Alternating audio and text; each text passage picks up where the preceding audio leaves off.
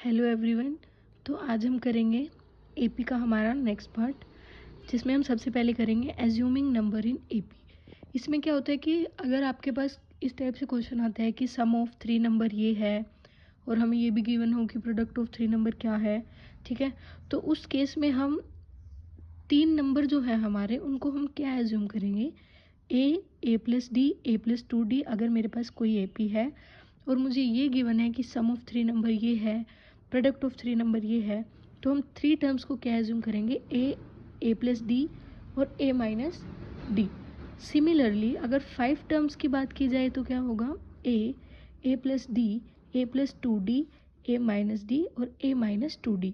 ये तो तब है जब हमें odd number of terms given होंगी, ठीक है। लेकिन अगर हमें क्या हो, even number of terms given है, तो हम क्या करेंगे, इस ए को हटा दो, A minus D, A plus D, A plus 3D और ए माइनस 3D, ठीक है। तो हम इस टाइप से लेंगे। और अगर 6 टर्म है तो फिर से ए को हटाओ, ए minus D, A plus D, A plus 3D, A minus 3D, A minus 5D, A plus 5D। Easy है, ये तो याद हो जाएगा। इसके ऊपर बेस अब हम एक क्वेश्चन देखते हैं। Find 3 numbers in AP if their sum is 21 and their product is 231, ठीक है। तो 3 नंबर है, उनका सम हमें गिवन है, उनका प्रोडक्ट हमें गिवन है। तो मैंने अभी बताया आपको कि 3 नंबर्स को हम क्या एज्यूम करेंगे, ए माइनस डी, ए और ए प्लस डी। इन सब की प्रोडक्ट, इन सब का जो सम है वो हमें क्या गिवन है, 21। तो इन सबको ऐड कर दो, A minus D plus A plus D is equal to 21। D से डी कैंसिल हो जाएगा, ए और ए, कितने ए हो गए, 3A। तो 3A इज इक्वल टू 21। तो ए की वैल्यू क्या आ जाएगी, 7, ठीक है।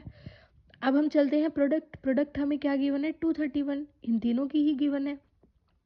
ए की वैल्यू मुझे क्या है, ए की वैल्यू मैंने अभी निकाली 7। तो 7 यहाँ मल्टीप्लाई में है, उधर जाके डिवाइड हो जाएगा। व्हेन वी डिवाइड 231 बाय 7 तो हमें क्या मिलेगा, 33, ठीक है।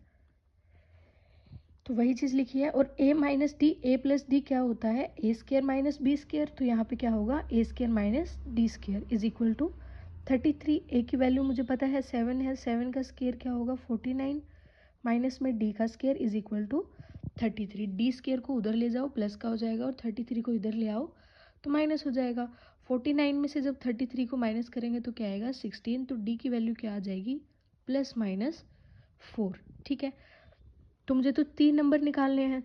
ए तो मुझे पता है क्या है, 7 है, ठीक है। ए प्लस डी, एक बार मैं क्या लूँगी, डी को प्लस 4 लूँगी, प्लस 4 लूँगी तो क्या होगा, 7 और 4 11 हो जाएगा।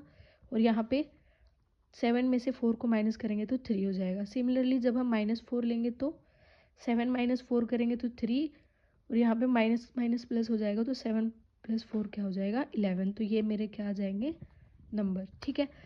अब क्या है, कुछ स्टैंडर्ड फॉर्मूला है एडिशन के जिनको हम यूज़ करते हैं, ठीक है।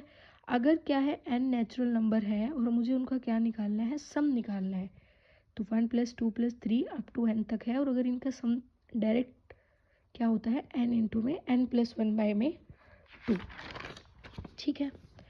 आगे क्या है कि अगर सम निकालना है मुझे n ओड नंबर का, तो वो क्या होता है, ओड नंबर को हम किस फॉर्म में लिखते हैं, 2n - 1 की फॉर्म में लिखते हैं या फिर 2n + 1 की फॉर्म में लिखते हैं, है ना।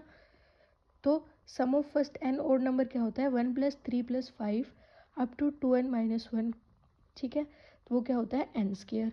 सिमिलरली n इवन नंबर का सम क्या होता है, n इंटू में n + 1।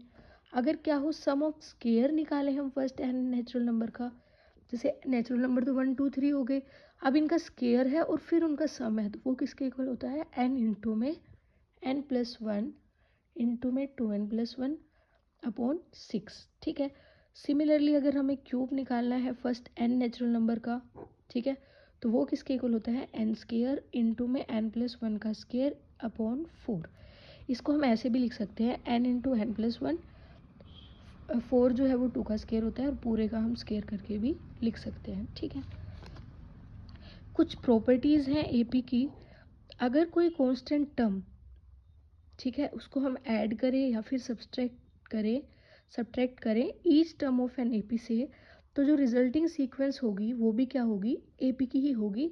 और कॉमन डिफरेंस भी क्या होगा, सेम ही होगा। जैसे ABCD कोई भी एक AP है, ठीक है, उसके अंदर मैंने XXX ऐड कर दिया, तो जो ये सीरीज़ आई है ये भी आपकी AP में ही होगी, या फिर मैंने माइनस कर दिया तो भी वो AP में ही होगी, और कॉमन डिफरेंस भी क्या होगा, सेम होगा। एक एग्जांपल देखते हैं, 3 4 5 6, मैंने इन सब में से 1 1 माइनस कर दिया, 3 में से 1 माइनस करा 2, 4 में से 1 माइनस करा 3, 5 में से 1 माइनस करा 4, 6 में से माइनस किया 1, तो क्या होगा 5। तो यहाँ देखो सब में कॉमन डिफरेंस क्या है, 1 है, और ये सीरीज भी मेरी क्या है, AP के अंदर है, ठीक है। नेक्स्ट क्या है कि अगर each term of an AP को हम मल्टीप्लाई करते हैं या फिर डिवाइड करते हैं किससे, A से, तो जो नॉन जीरो कॉन्स्टेंट नंबर है देन द रिजल्टिंग सीक्वेंस भी क्या होगी आपकी, AP के अंदर होगी, ठीक है। जब हम किसी AP को नॉन जीरो कॉन्स्टेंट नंबर से डिवाइड करेंगे या फिर मल्टीप्लाई करेंगे, वो भी हमारी जो रिजल्टिंग सीक्वेंस होगी किस में होगी, AP में होगी। जैसे ये कोई AP है, इसको मैंने मल्टीप्लाई कर दिया XXX से, तो कॉमन डिफरेंस क्या होगा वो हमें याद रखना है, वो X का मल्टीपल होगा बस, ठीक है। सिमिलरली डिवीज़न में भी ये मेरे पास AP है, मैंने सबको XXX से डिवाइड कर दिया, कॉमन डिफरेंस क्या होगा, D बाय में X से क्या कर देंगे डिवाइड, और ये इम्पोर्टेंट है, ठीक है। नेक्स्ट पार्ट में हम करेंगे GP।